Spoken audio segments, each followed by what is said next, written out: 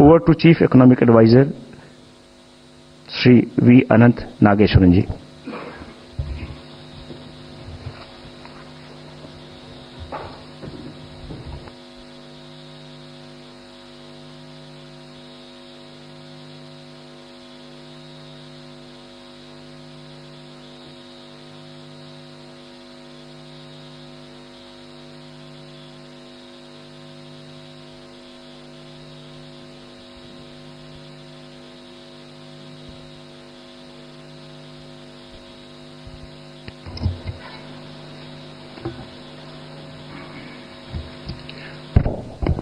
Thank you, and good afternoon, everybody. Although we are almost at the end of the first month of the current calendar year, there are still 11 more months to go.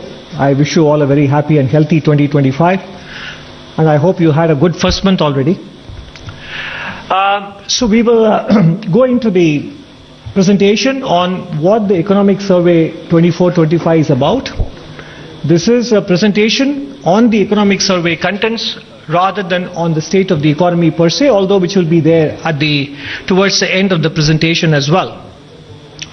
The structure of today's presentation, we will cover the following issues: the changing global landscape and how India can rise the game for the new playing field.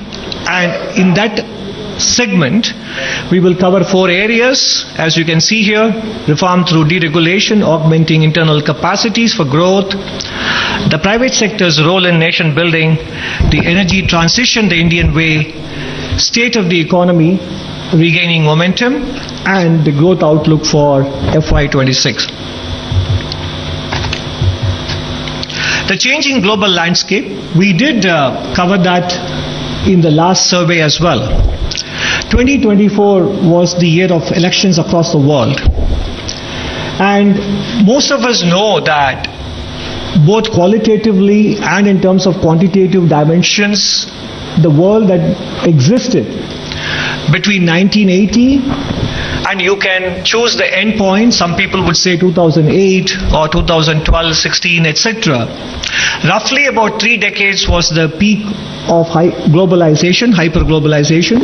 As you can see in the statistics here, global exports went from 15% plus to 25%. Global FDI flows went from 0.5% of GDP to 3.75% of GDP. Global GDP itself rose 6 times in current prices. Extreme poverty came down because of faster growth in China and India.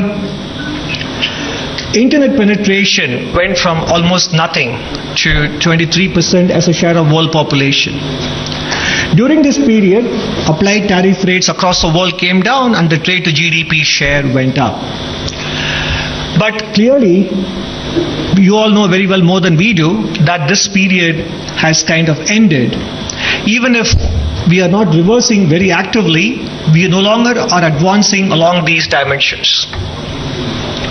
New import restrictions every year were of the order of about 3,000 restrictions imposed by countries across the world. They have jumped to about 5,000 restrictions in the last 4 years.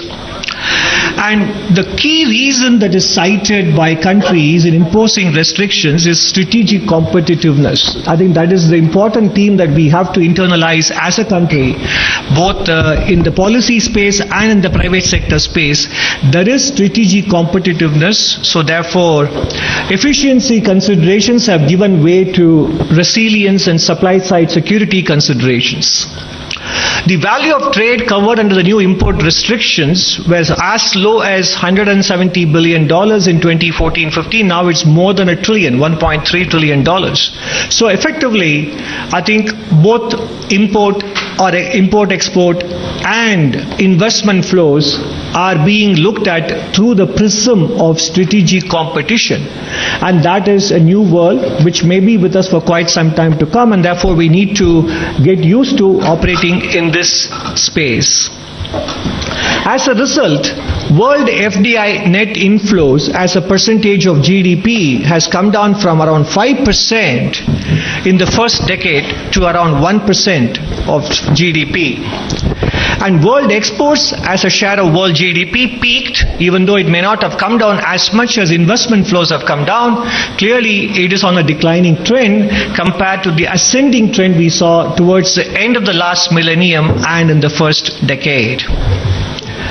One of the outcomes of the globalization era was also the rise of China as a manufacturing power. India also rose as a power in global services. So what has happened in the last 25-30 years, and it is continuing even now, is in several high-tech, medium-tech areas, the presence of China is pervasive and dominant. And the manufacturing as a share of world gross output, China's share will probably be higher than the combined share of the next 10 countries. It gives them a lot of strategic levers and advantage in several areas, as we will see later in some other dimensions as well. This is an important development along with globalization in the last 40 years. Now, along with the dominance in manufacturing, in terms of the materials and minerals required for global energy transition, let's first take a look at the solar energy. Global demand in 2010 was, China's share of the global demand was very small, and therefore China's production capacity in those areas was also quite small comparatively. But fast forward 11 years later, while demand has grown even within China, but the production capacity in that country has grown even more than demand, basically giving them an important lever in terms of the source of supply for all ingredients and components related to energy transition. And if you happen to see the September 2024 report of Mr. Mario Draghi on the European competitiveness, the entire 75-page report is full of European concerns about the concentration risk that is there with respect to one country as a source of supply for all critical components and technologies with respect to energy transition and manufacturing, etc.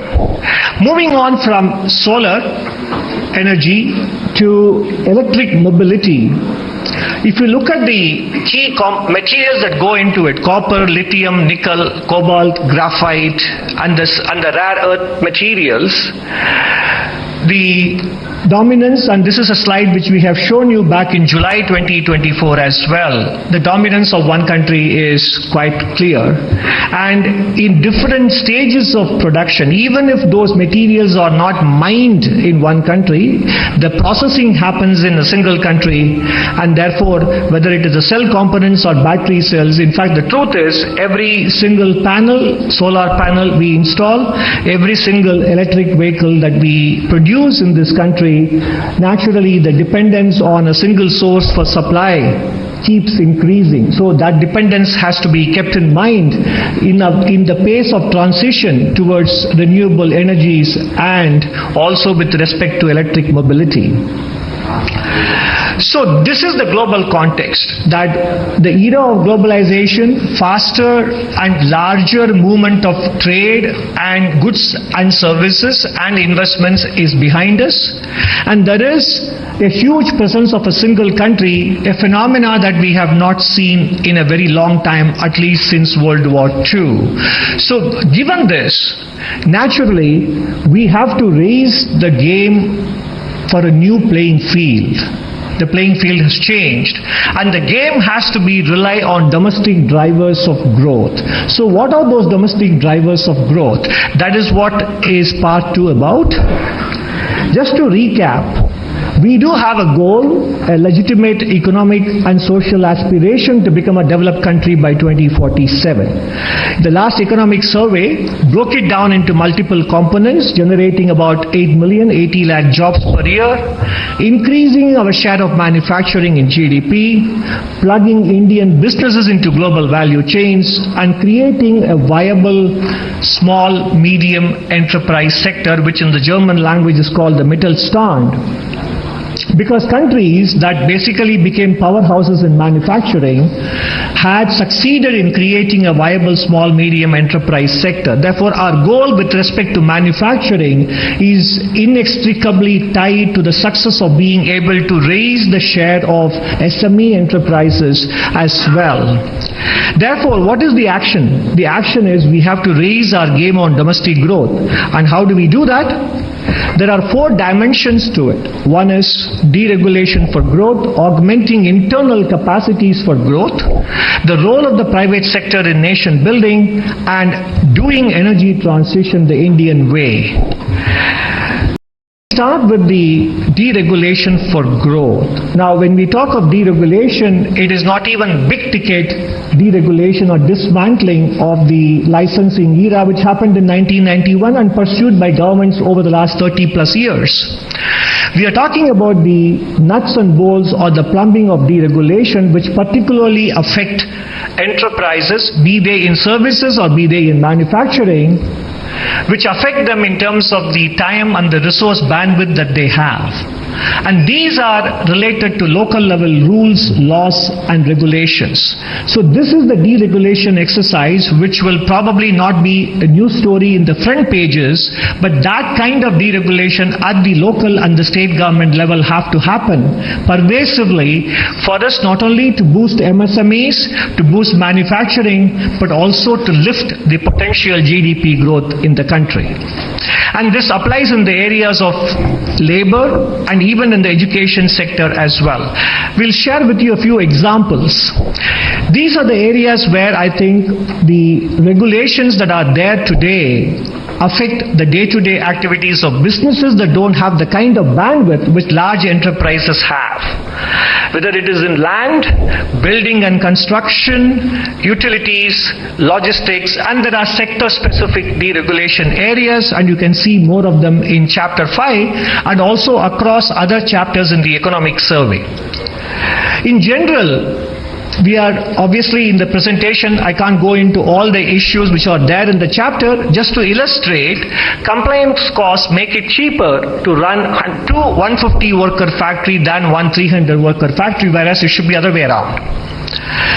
Regulations also disproportionately affect small businesses. If you look at the building restrictions, the setbacks to be allowed on all the 4 sides of a building, the floor area ratio restrictions, parking regulations, etc., take away much of the land available at the ground floor level for businesses. So actually manufacturing can start only from the first floor onwards in many small enterprises, both in urban and rural India, if they fully comply with the letter and spirit of these regulations. Naturally, that raises the fixed cost of doing business, and naturally it also disincentivizes more hiring. So deregulation is not just about ease of doing business, it is a pathway to employment generation. And naturally, we also know that many states impose a high markup on electricity costs supplied to businesses compared to other non-businesses, and whereas in countries like Vietnam and Bangladesh, particularly in Vietnam, which we look up to, it is the other way around. In terms of being our next important competitive country, they have the opposite problem, which is that the cost of electricity supplied to industries is on the lowest side there compared to what we have in India. And by the way, this is not just a theoretical exercise. We have done, and you will see more of it in Chapter 7, we looked at those states which have progressed a lot on Business Reform Action Plan, and lo and behold, those states have a much higher level of industrial activity. So there is a positive correlation between BRAP and the level of industrial activity that is there in these states. Moving on from industry to employment-related areas where deregulation can be pursued, in general, we do specify the number of hours workers can work daily and weekly. Every country has it. But the problem is we have restriction that this shall be adhered to week after week after week, whereas other countries give flexibility to the enterprises to be able to achieve this over a longer period, 3 months or 6 months. Your overall working hours cannot exceed this. But in a given week, there could be more or less work depending on demand demand surges. So that flexibility is missing. The same thing with respect to Factories Act on overtime working hours as well. The stipulated overtime hours are lower than competing nations, even though the overtime wages are higher in India on paper. The hours that people can be asked to work overtime is limited, and this is something that the workers and the management can negotiate between themselves depending on order flows and so on and so forth. Moving on to higher education in particular, where I think market forces can play a much better role in ensuring quality outcomes. The University Grants Commission specifies minimum credits for various course categories and in what sequence as well. These aspects could be entrusted to the institutions themselves, and the institutions must remain free to remain flexible with their coursework. This will allow them to adapt to changing market demands, and we should basically trust the faculty and students to find solutions to these problems. These are all areas where we don't have to micromanage, and that is something, this is just examples of deregulation we can undertake in industry, employment and education. Moving on to part B of domestic drivers of growth. This is to continue to do the work we have been doing in the last 10 years on augmenting internal capacities for growth. And in July 2024, in agriculture, we devoted a lot of time in both Chapter 5 on the medium-term outlook on how agriculture can be freed in terms of empowering farmers to be able to produce the maximum value and raise productivity. And we deliberately call it the sector of the future because there is enough scope to raise the contribution of agriculture by 0.75% to 1% in terms of GDP growth by empowering farmers, as we wrote in last July survey. And there are examples which we have cited in this survey as well from different states, and also both in terms of land pooling and also in terms of irrigation potential, which we have done quite well in the last 8 years.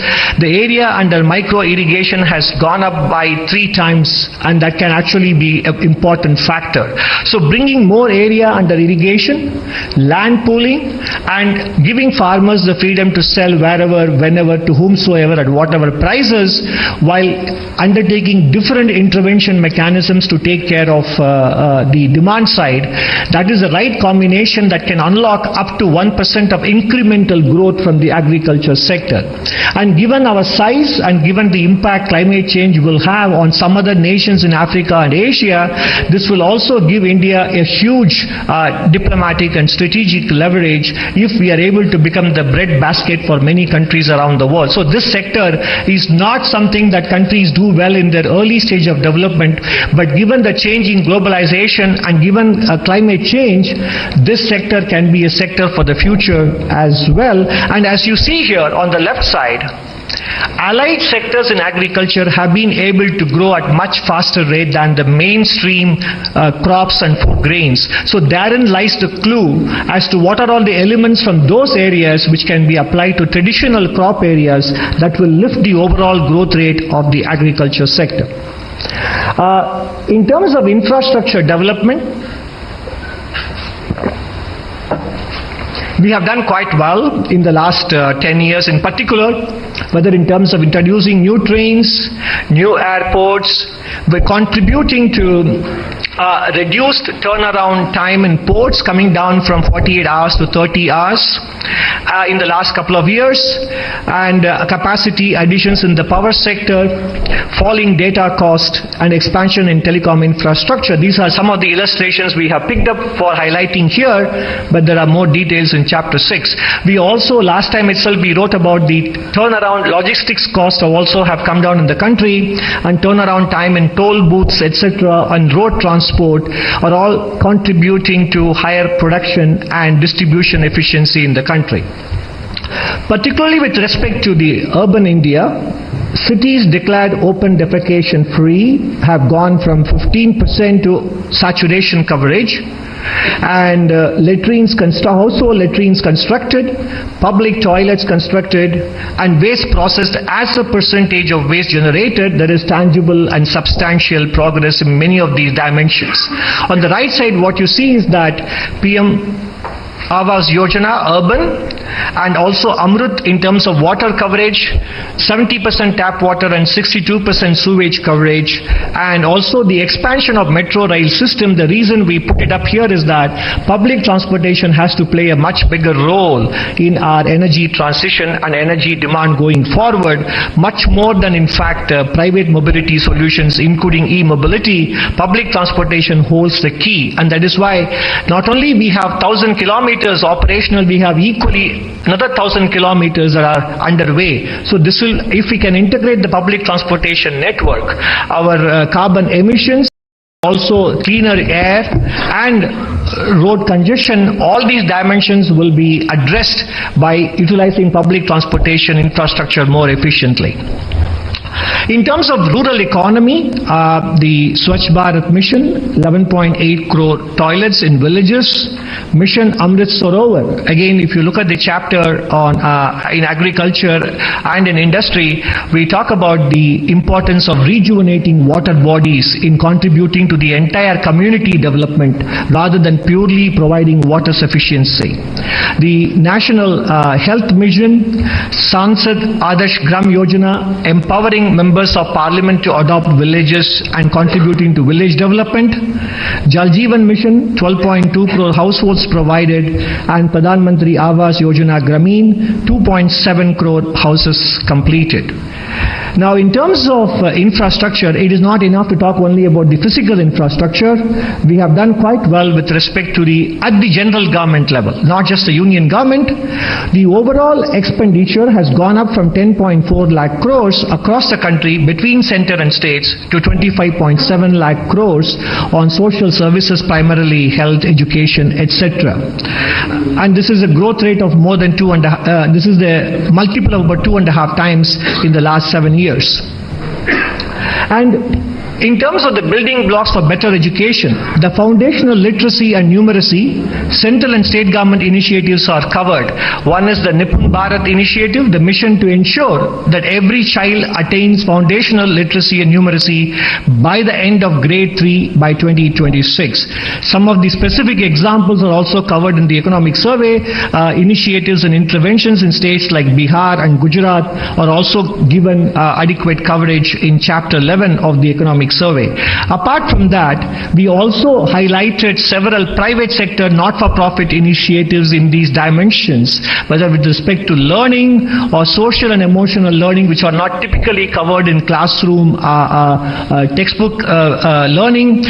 All the private sector initiatives or not-for-profit initiatives that can be replicated and scaled up, and specific state-level initiatives that are working well, which can also be considered as possible models to be adopted elsewhere. We have covered them in great detail in chapter 11. The good news is that the proof of the pudding is there in the data. The latest annual State of Education report for 2024, which Pratham brought out a couple of days ago, the proportion of standard 3 children in government schools who can read up to standard 2 has gone up from 16.3% to 23.4%, and in middle school, major improvements in basic reading and arithmetic seen in all grades, and the progress at the high school level, more than 75% can do basic digital tasks. And the same report also covers the availability of infrastructure that facilitates learning in the classroom in terms of midday meal being served, drinking water availability, usable toilets, and usable toilets for girls in particular as well. In all these areas, in the last 6 years, there has been noticeable improvement as well. Skilling initiatives found a prominent place in the last budget presented in July. And many of these initiatives, in fact, it looks as if I have to give you a specific glossary for this slide alone in terms of the number of abbreviations that are being used here. CTS stands for Craftsman Training Scheme in Industrial Training Institutes.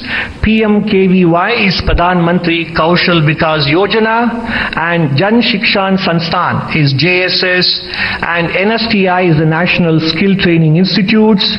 NAPS stands for National Apprenticeship Promotion Scheme, and NCVET stands for National Council for Vocational Education Training. With this glossary out of the way, now we can look at the statistical landmarks and achievements that we have presented to you here in this slide. So in terms of Craftsman Training Scheme, 1.24 crore people have enrolled, and in the Kaushal Vikas Yojana, 1.57 crore people trained, etc. I will refrain from reading out all the statistics out here, but the important point is the industry partnership that is coming up in the apprenticeship promotion scheme and in the internship scheme as well. I think last economic survey spoke about the need for academic, industry and government partnership, and this is an example of that in the skilling space as well. Moving on from physical infrastructure, education and skilling to health, the Affordable Medicine and Immunization Program through the Jan Aushadhi Kendras, over 14,000 are operational. Full immunization coverage is happening. Disruptive technologies, including drone technologies, being deployed to provide medicines in remote areas. And also, if you look at the health identity cards, Ayushman Bharat Health IDs, 72.8 crore IDs have been created, and 26.4 crore vaccine doses monitored and administered, and E-Sanjeevani is serving more than 30 crore patients as well. I'll move on to the next slide. While physical health is clearly manifestly important, what goes beneath the surface in many cases is the importance of mental health, and the Government of India has been cognizant of the importance of maintaining mental health as well. Many initiatives have been taken. The National Mental Health Program, Tele Manas, which provides consultation over the phone, and there was a Mental Health Care Act leading to the setting up of 47 mental health institutes flowing from the National Mental Health Policy in 2014. And in terms of the Mittelstand, which I spoke about as an important lever or important ingredient of manufacturing, in the PLI schemes for white goods, we have covered a box item on the success of the air conditioners with respect to the PLI. The entire value chain for air conditioners manufacturing in the country is now in place. And particularly with respect to white goods, 43% of the new applicants in the scheme are micro, small and medium enterprises.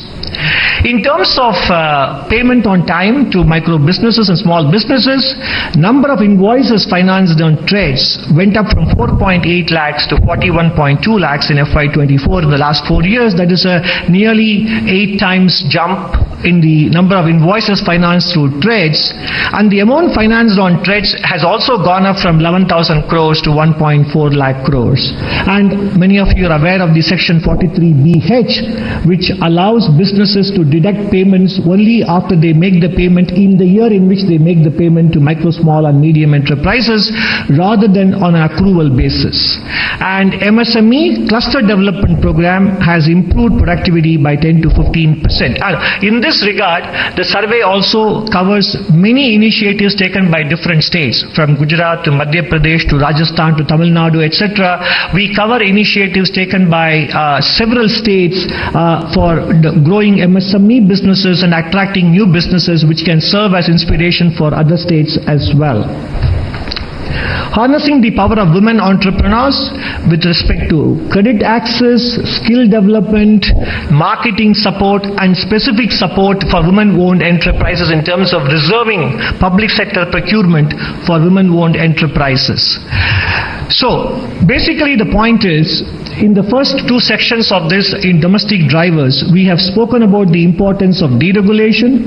We have spoken about the importance of continuing with various initiatives that we have looked at in the previous surveys in terms of boosting the productive potential. This is all from the policy space. From there, we move on to the role of the private sector, because naturally for a large economy, private sector plays a very big role. And in terms of the private sector, the specific asks are balanced deployment of capital and labor, curbing ultra-processed foods, fairer distribution of incomes, which is related to the balanced deployment of capital and labor, workplace importance to workplace safety, workplace culture and mental health, and thinking about supply and sourcing from a strategic perspective as well, investment in R&D. So these are all the dimensions in which the private sector can also raise the game for the new playing field that we are confronted with today.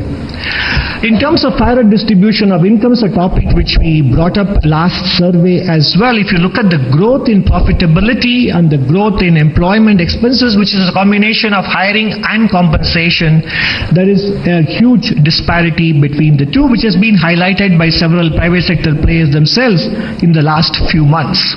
And this happened even as Indian corporate sector profitability hit a 15-year high in March 2024.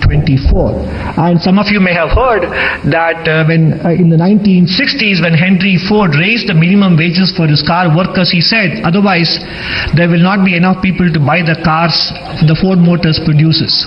So in some sense, raising wage and salary growth for workers is also a source for aggregate demand for businesses in the medium run as well. So it is both, it is enlightened self-interest rather than being seen only from a moral prism as well.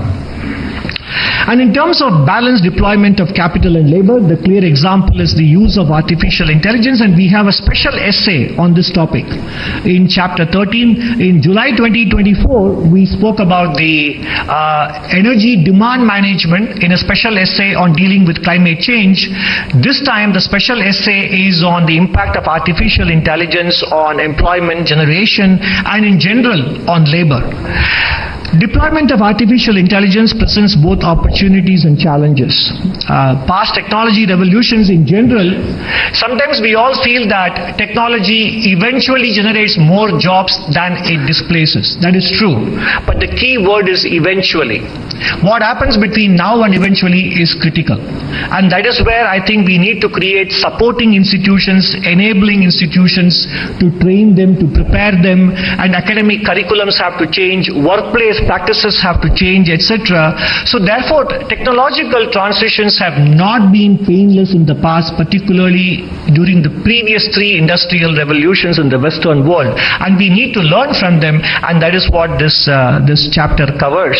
And the private sector therefore needs to weigh the benefits of artificial intelligence against the social cost, which may be subterranean in nature and which may surface over a longer period, eventually affecting the environment that is necessary for running businesses smoothly. And therefore, the chapter argues for a careful deployment optimized over a long horizon.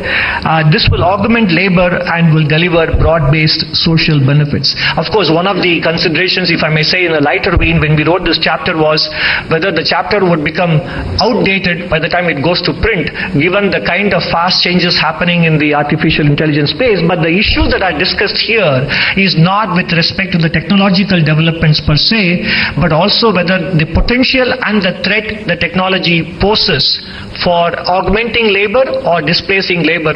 Those issues are discussed in chapter 13. And where else a private sector can contribute?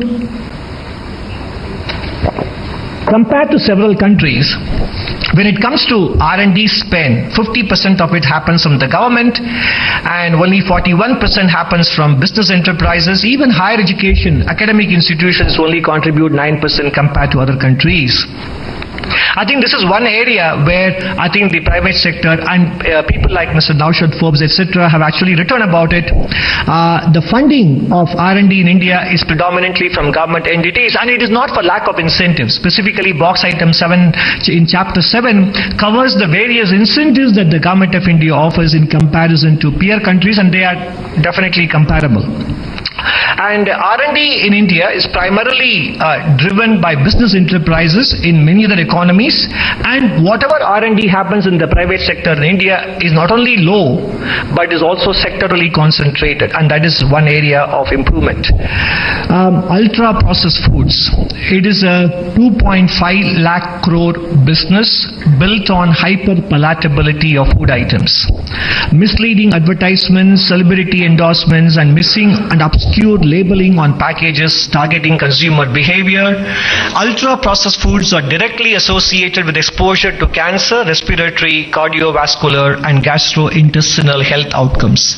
And poor dietary intake, unfortunately, is also associated with adverse mental health, and most UPF brands target children and adolescents. Therefore, we need to arrive at a quick resolution on the issue pertaining to front of the pack labeling, which has been happening in fits and starts in this country. And this is not just purely about consumer information and fair disclosure. It has got long-term implications for realizing our demographic dividend and productivity of our youth, because we initiated the coverage of mental health in a big way in the last survey, and we continue that in this survey as well, and you can find more of it in chapter 11. 4 particular variables have a big implication for mental health. Those who rarely use smartphones, those who are close to their friends and relatives, and those who basically have social connect and physical activity and who consume healthy foods, they have a very high mental score.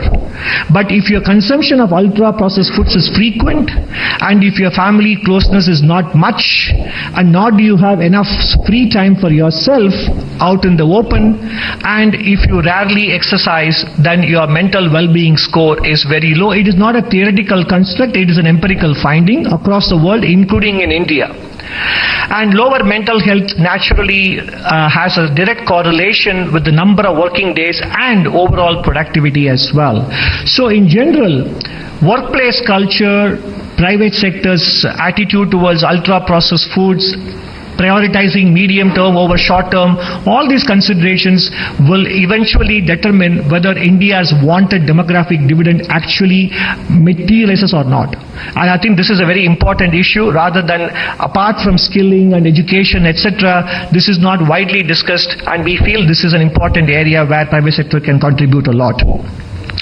Energy transition the Indian way, which is the topic in the chapter on climate change and adaptation.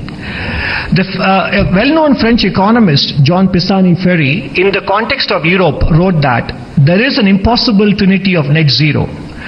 That is, policy cannot be at the same time fiscally sustainable and the economy is competitive without giving up on net zero ambitions. And that is what we call it, the impossible trinity of net zero. On the right side, between fiscal sustainability, net zero goals, and competitiveness of the economy at any given point in time, only 2 are possible.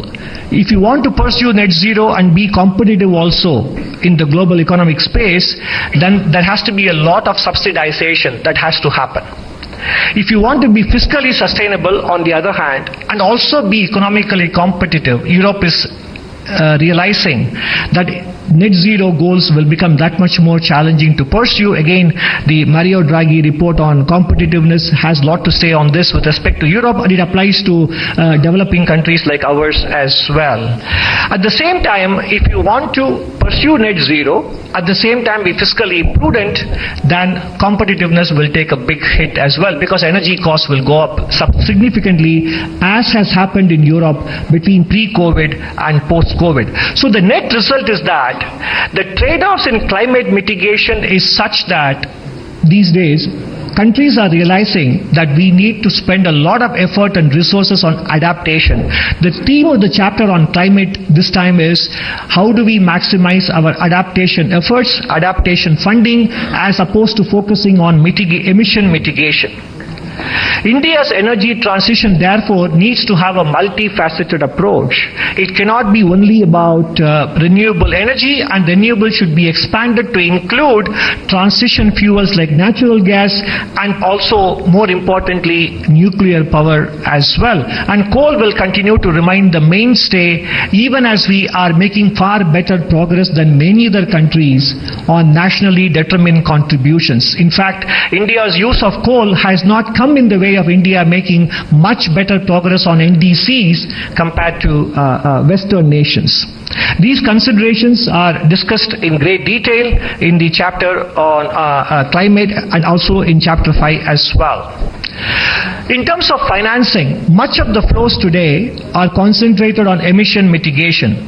But critically important, given the fact that the greenhouse gases already in the atmosphere will anyway cause global warming and damage to countries' environment, countries need to generate more adaptation financing.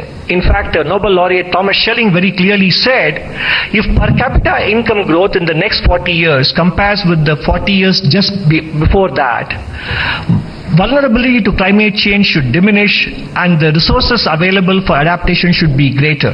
I say this not to minimize concern about climate change, but to anticipate whether developing countries should make sacrifices in their development to minimize the emission of gases that may change the climate to their disadvantage.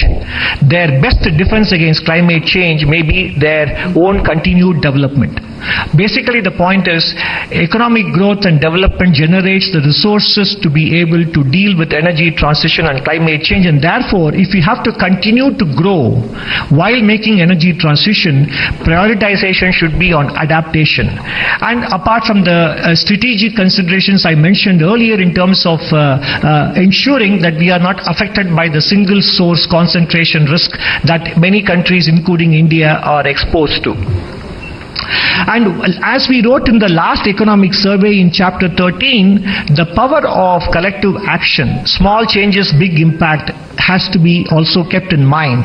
The lifestyle for environment movement, small individual actions, impact of lifestyle changes. A 13% change in global population behavior can reduce carbon emissions. For example, having the thermostat at 26 degrees or 27 degrees and having a small fan circulation will keep the room cool than keeping the thermostat at 20 degrees in summer, for example.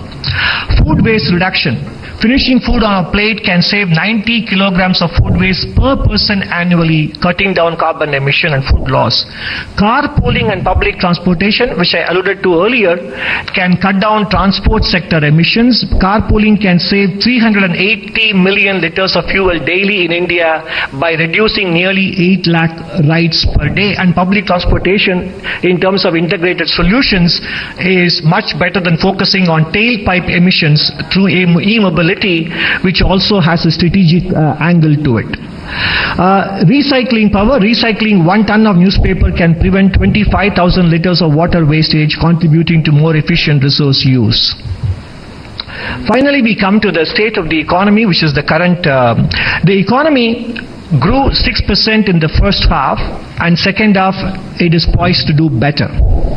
Growth remains close to decadal averages, especially if you look at agricultural sector, gross value added, industry, they all have grown better than the average over the entire period between FY15 and FY24 in FY25. Services sector is almost there, but overall the point is that the pandemic effects have completely now been erased from the trend growth estimates. And you can see that in the different components of expenditure-based GDP. Gross fixed capital formation has improved from 28.2% to more than 30%, and consumption share, private consumption share, has gone up from 58.7% to 61.8%, and government expenditure has come down, in fact, from 10.8 to 10.3% compared to FY18, and export share also has gone up from 18.8 in FY18 to an estimated 21.5% in FY25. So basically, compared to the pre-pandemic shares of GDP, there is a good contribution or a better contribution coming from exports and gross fixed capital formation and private consumption as well. And this is what I mentioned in the previous slide. If you look at the overall GVA on the top left, it has caught up with the trend growth, pre-pandemic trend. Agriculture has been above pre-pandemic trend, partly because of the growth in allied services, which I showed you earlier, which is high single-digit growth rates. And industry has now just popped its head above the pre-pandemic trend, bottom left. And with respect to the overall services sector, again, we have caught up with the pre-pandemic trend as well. Inflationary pressures have come down, barring a few items. If you look at the left side, you see the core inflation, core food, consumer food price index, overall core inflation, and the CPI inflation. Core inflation is below 4%, overall inflation is 5.2%, and the food price inflation index is close to about 8%. But if you remove specific items, then you can see that overall inflation trends are very subdued, and that is what the right side chart confirms for us. Headline inflation is 5%, but excluding tomatoes, onions, and potatoes is about 4%. Excluding pulse and vegetables is below 4% as well. In terms of export growth, while the headline numbers in merchandise exports may appear subdued, if you strip out petroleum and gems and jewelry, the growth is close to 10% between FY24 and FY25 in the first 8 months of the current financial year. And services sector in general have continued to grow in terms of the surpluses, and in the first half of the first 9 months of April to December 2023 and 2024, there has been a bigger surplus on the services trade as well. Naturally, all of this resulting in a balance of payments which is very comfortable. Around 1% of GDP is the current account deficit, and therefore financing this current account deficit has been not a problem despite successful and profitable exits by many businesses in the last 2 years. Even as the gross inflows are improving, the repatriations on account of profitable exits or transfer of ownership from direct to portfolio investors hasn't posed a problem for the current account because of the subdued oil prices, strong private transfers, and good export performance in the services sector, contributing to a current account deficit which is just around 1% of GDP. The growth outlook for FY26, we projected 6.5% to 7% for FY25, and this time we are projecting a growth outlook between 6.3 and 6.8% for FY26, which is in line with the projections made by many international organizations as well. The risk factor, of course, again, not only because of the changes in the global playing field, global stock markets also have become lately volatile, as we witnessed earlier this week. And we have an interesting box item in Chapter 2 looking at the correlation between S&P 500 and the Nifty indices. Whenever in the last 24 years, since the millennium began, whenever the S&P 500 corrected, what was the impact on Indian stocks and vice versa. So that is a factor that we need to keep in mind, because the massive growth in retail participation in the Indian stock market is definitely a good thing. But also, when the market corrects, it could have implications for spending intentions, and sentiment effect, etc. could be significant. And that is one risk we have kept in mind when we came up with the outlook between 6.3 and 6.8% for the real GDP growth. And as we always say, we will be very happy to be proven to be wrong and conservative if the final outcome turns out to be better than 6.8 as well. So, to sum up, how do we raise our game for a new playing field when globalization is no longer going to provide the tailwind in terms of export growth and foreign investment growth? We need to deregulate to make it easier for small and medium enterprises to grow. Deregulation is about removing the fear of growth in micro, medium, and small enterprises. And this is about the plumbing and the nuts and bolts of deregulation, which are primarily there in the state and local government space. We have to continue to augment internal capacities for growth. Particularly, agriculture sector has a potential to contribute up to 1% to GDP growth. Private sector can do its part in terms of lifting the spending on R&D, in terms of striking a better balance between capital and labor share in their businesses, in terms of marketing of ultra-processed foods and taking mental health seriously as well. With respect to energy transition, considerations of financing, considerations of supply chain concentration risk, etc. means that we need to focus on public transportation and adaptation as an important strategy rather than emission mitigation, in relatively speaking. Business as usual across all sectors, academia, private sector, governments, etc., business as usual carries the risk of growth stagnation. Thank you very much.